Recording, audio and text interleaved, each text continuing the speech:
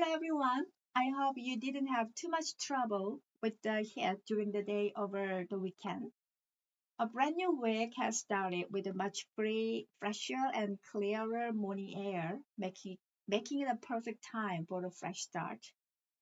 After spending the last 2 weeks with the practical wisdom of life lessons by Elizabeth Kubler-Ross, we are returning to the exquisite sentences of Virginia Woolf again. Her prose is literary and intricate, reflecting her legendary sensitivity. While it can be a bit challenging, there is a unique joy in exploring the expressions of her era. Today, we focus on expressions that are still very much alive in modern English. Are you ready? Let's begin day 15. First, let's check the answer from our last session. To say, 아이들은 흔히 부모에게 조언을 구한다, 의존한다. In English, using our expression, the correct sentence is, children often look to their parents for advice. Look to their parents, okay? So remember, look to mean carries a sense of relying on a source for help or guidance. Okay, today's quote. Let's look at today's passage from A Room of One's Own. London then was winding itself up again. The factory was astir. The machines were beginning. It was tempting, after all this reading, to look out of the window and see what London was doing on the morning of the 26th of October 1928. London then, 그 당시에 런던은 was winding itself up again. Wind up means 태엽을 감다. 자기 자신을 태엽을 감는 거예요. It means 활기를 찾다. 자, 활기를 다시 찾고 있었습니다. The factory was astir. Astir means active and busy. 그래서 분주한. 공장은 분주해졌고요. The machines were beginning. 기계가 움직이기 시작했어요. It was tempting. Tempt means attract, 매혹시키다, 유혹하다. So tempting is 매력적인. 굉장히 매력적이었습니다. 유혹적이었습니다. After all this reading, 이걸 다 읽고 났더니 to look out of the window, 창밖을 보고 and see what London was doing. 런던이 무슨 일을 하고 있는지 어떤 모습인지를 보고 싶어졌어요. On the morning of 26. 1928년 10월 26일 아침에 그 런던의 상황을 보고 싶은 유혹이 들었습니다.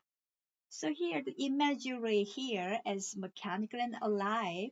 London is described like a giant clock being wound up to start the day. 자, 런던의 그 아침의 모습을 태엽을 잔뜩 감은 그래서 이제 시작하려고 하는 그러한 모습으로 비유를 하고 있습니다. Okay. And now, look at three phases of wind up. The expression wind up is incredibly versatile. The first, wind up means to make oneself nervous or angry. So, 자기 자신을 화나거나 긴장하게 만들다, 긴장하다라는 뜻입니다. So, don't wind yourself up over the interview. 인터뷰 때문에, 면접 때문에 너무 스스로를 조이지 마, 긴장하지 말아요. Okay? The second, wind up means to settle affairs and close a company. 어떤 문제를 해결하거나 아니면 어떤 일을 종결짓다. So the business had to wind up due to that. 사업이 wind up 정리를 해야 했습니다. Due to 뭐 때문에요? That 부채 때문에. The third, wind up means to end up in a situation. 어떤 상황이 종료되다, 결국 뭐뭐로 끝나다. If you keep spending, 네가 계속 그렇게 돈을 쓰게 되면 you will wind up, 결국 어떻게 끝나요? broke, 파산하게 될 거예요. Okay? So wind oneself up, 긴장하다.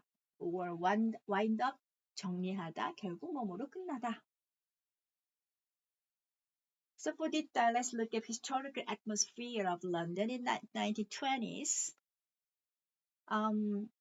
Woolf captures a specific moment in time. The winding up represents the industrial heartbeat of London after the First World War, where the pace of life began to accelerate through machinery.